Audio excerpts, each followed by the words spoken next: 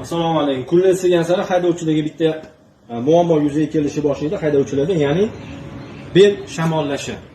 O'rtoqlar, aziz haydovchilar, sizlarga tabib sifatida talabim, har 3 kun 4 kunda belinglarni mana shunaqa spirt bilan paxtaga shimdirib, kompress qildiringlar. Belinglar og'rimasa ham. Bu bir. Ikkinchisi esa, ikkinchi talabim, har haftada bir marta belinglarni yod resetga qildirib turinglar.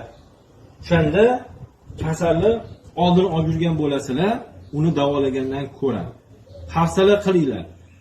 Agar hozir hafsala qilmasanglar, vaqt kelib buni belinglarni agar nervini shamollatib qo'ysanglar, keyin uni davolab olish juda ham qiyin bo'ladi va buni oqibatida bel grejasi bo'lib qolish xavfi ham o'ta yuqori. Shuning uchun kasalni davolagandan ko'ra oldin olgan ma'qulroq. Bizlarni yo'qotib qo'ymaslik uchun o'rtoqlar, tez kanalimizga obuna bo'lib qo'yasizlar, like bosib, kommentariy qoldirsanglar xursand bo'lamiz. Haydovchi tanishlarga tez bu videoni yuborib qo'yish esingizdan chiqmasin. Salomat bo'lasizlar.